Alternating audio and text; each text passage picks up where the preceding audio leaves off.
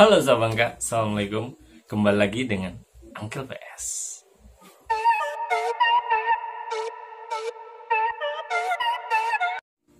Well, beberapa hari yang lalu saya membaca sebuah thread. Itu menceritakan tentang pengalaman seseorang yang hampir menjadi korban perdagangan manusia. So, dari cerita itu saya termotivasi untuk membuat video ini. Dan langsung aja kita bahas tentang bentuk-bentuk perdagangan manusia. Perdagangan manusia atau human trafficking itu adalah suatu pelanggaran hak asasi manusia karena menjadikan korban sebagai budak yang dapat dijual, dibeli, dan diperlakukan secara sewenang-wenang, baik secara psikis ataupun secara fisik. Menteri Sosial Ibu Khofifah itu pernah menyatakan bahwa human trafficking atau perdagangan manusia menghasilkan omset sebesar 63 triliun rupiah per tahun.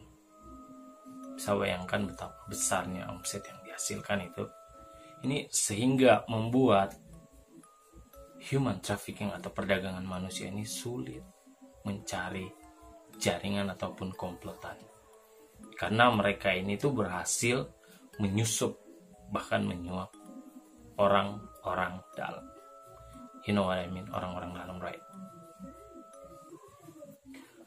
American Center International Labor Solidarity atau disingkat ACILS, ACILS, itu mengidentifikasi bahwa perdagangan manusia atau human trafficking adalah sebagai berikut. So, kita akan bahas satu persatu. Tetap nonton sampai habis.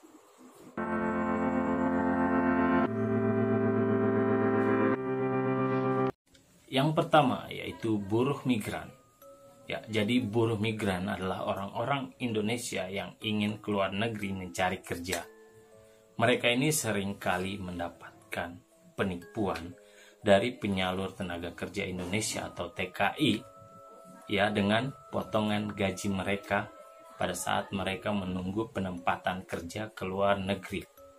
Ya, bahkan mereka ini pada saat sudah kerja di luar negeri pun itu seringkali mereka mendapatkan perlakuan yang tidak manusiawi, dengan jam kerja yang panjang tanpa libur. Bahkan parahnya, mereka beresiko mendapatkan kekerasan fisik dan juga kekerasan seksual. Dan ini berlaku juga untuk para TKI yang bekerja sebagai ART atau asisten rumah tangga di negara lain.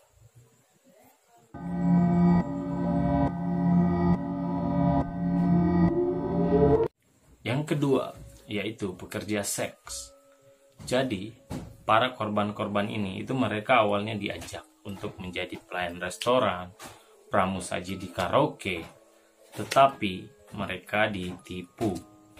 Ya, jadi mereka ditipu kemudian dipaksa untuk bekerja pada industri seks. Can you guys imagine? Udah diajak dari Indonesia sampai luar negeri, berharap mendapat pekerjaan yang bagus, positif, dan akhirnya mereka dipaksa untuk bekerja pada industri seks.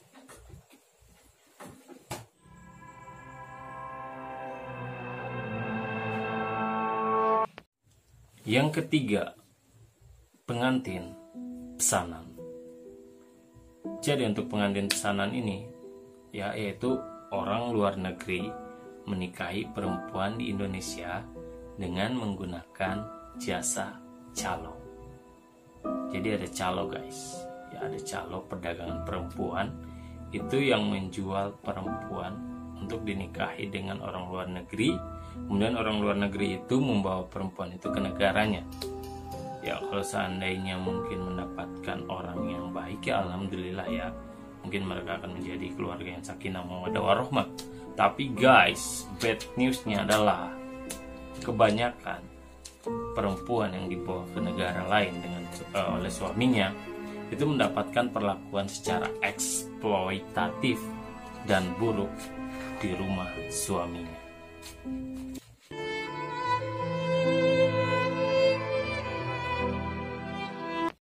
Yang keempat, yaitu buruh anak. Well guys, jadi anak-anak itu mengalami perlakuan dan kekerasan yang sama ketika mereka menjadi korban perdagangan manusia. Bahkan parahnya, mereka dilibatkan dalam pornografi dan juga industri seks.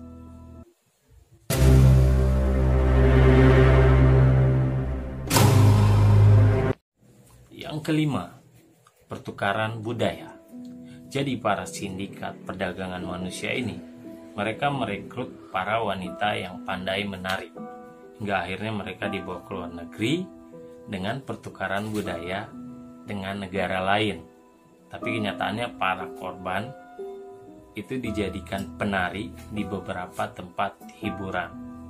Bahkan mereka mendapatkan pelecehan seksual.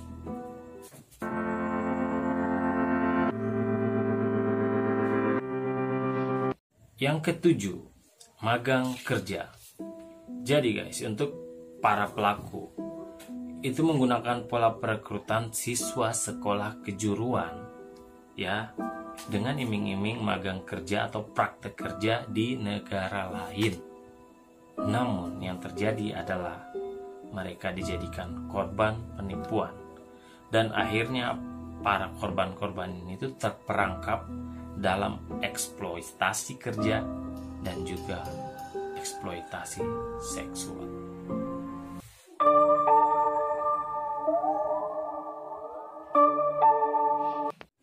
Yang terakhir yaitu kurir narkoba. Ya guys, saya pernah baca sebuah kasus yang seperti ini ya. Jadi katakanlah korban ini namanya Wati. Jadi si Wati ini tuh diajak kerja di Malaysia. Kemudian sampai di Malaysia, ternyata dia nggak ketemu sama orang yang mengajaknya gitu. Ternyata yang mengajaknya justru berada di Indonesia. Kemudian diteleponlah si Wati. Wati, pulang deh ke Indonesia kalau gitu. Soalnya bosnya belum datang. Tapi kamu pulang ke Indonesia, itu ada koper ya, sekalian bawa. Di dalam koper itu guys, itu ada segepok narkoba. Sekitar beberapa kilo lah ya. Nah, pastinya dengan polosnya si korban ini membawa dong. Ya kan? Begitulah cara mereka mencari korban. Di memanfaatkan kepolosan dari si korban dengan menjadi kurir narkoba. Well guys, itulah tadi bentuk-bentuk perdagangan manusia. Kemudian saya akan bahas fakta-fakta menarik ya mengenai hal ini. Itu yang pertama, PBB menyatakan bahwasannya perdagangan manusia atau human trafficking itu adalah perusahaan terbesar ketiga dunia. Jadi perdagangan manusia ini telah menghasilkan 9,5 juta US dollar. Bisa bayangkan berapa banyak uang yang dihasilkan dari perdagangan manusia. Kemudian fakta yang kedua, itu kurang lebih 70% di kawasan Asia Tenggara korban daripada perdagangan manusia itu adalah wanita di bawah umur.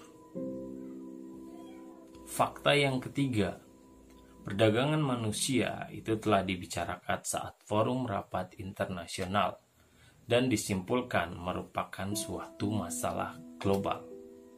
Kemudian dari kesimpulan tersebut, PBB akhirnya membentuk United Nations Office on Crime and Drugs atau disingkat dengan UNODC, yaitu untuk menyelesaikan atau untuk mengurus masalah perdagangan manusia dan juga untuk mengurus penyelundupan imigran gelap. Kemudian fakta yang keempat, di sini saya harus baca ya, soalnya agak panjang. Oke, fakta yang keempat, orang-orang yang rentan menjadi korban perdagangan manusia itu kebanyakan adalah yang pertama orang miskin, kemudian orang dengan pola hidup yang konsumtif, orang yang tidak mempunyai skill, ya, kemudian orang yang berpendidikan rendah dan putus sekolah, orang yang memimpikan gaji tinggi dengan bekerja di luar negeri, ya, dan tanpa informasi yang jelas. Kemudian korban KDRT, orang yang kehilangan anggota keluarga, ya, kemudian kemudian korban konflik, korban bencana, pengangguran, dan juga janda cerai karena pernikahan dini. Well, kemudian fakta yang terakhir di sini juga saya harus baca guys ya. Faktor permintaan pasar. Jadi jangan salah guys, faktor permintaan pasar juga itu terjadi pada perdagangan manusia. Well, yang pertama, mitos berhubungan seks dengan anak-anak atau homoterum membuat awet muda, aka pedofil I guess.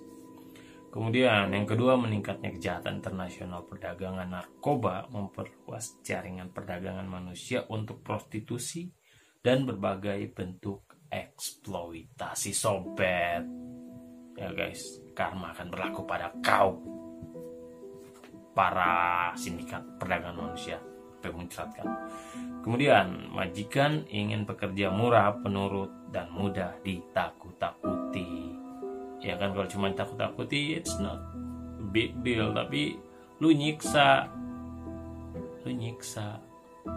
banyak kasus. Bisa gak sih jadi orang jangan tangannya nyiksa?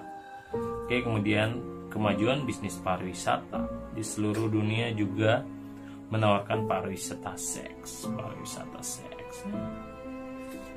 mendorong tingginya permintaan akan perempuan dan anak untuk bisnis tersebut.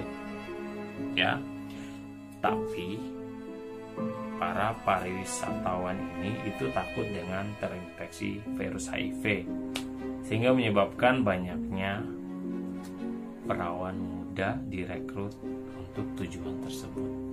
Perawan muda ini bilang aja anak-anak sih. Iya, banyak korban perdagangan manusia guys di mana-mana. Well guys, itulah dia tadi pembahasan kita tentang bentuk-bentuk perdagangan manusia. Sebelum mengakhiri video ini saya ingin bilang, bantulah saya untuk mencapai 1000 subscriber dengan cara subscribe, like juga, komen juga. Jika kalian ingin berkomentar, ada yang salah dari saya, mungkin punya pengucapan atau pembahasan saya, please komen aja di bawah, silakan. Komentar negatif juga tidak apa-apa. Ya, kemudian jika ada saran untuk video berikutnya, please komen juga di bawah. Terima kasih sudah nonton. Bye.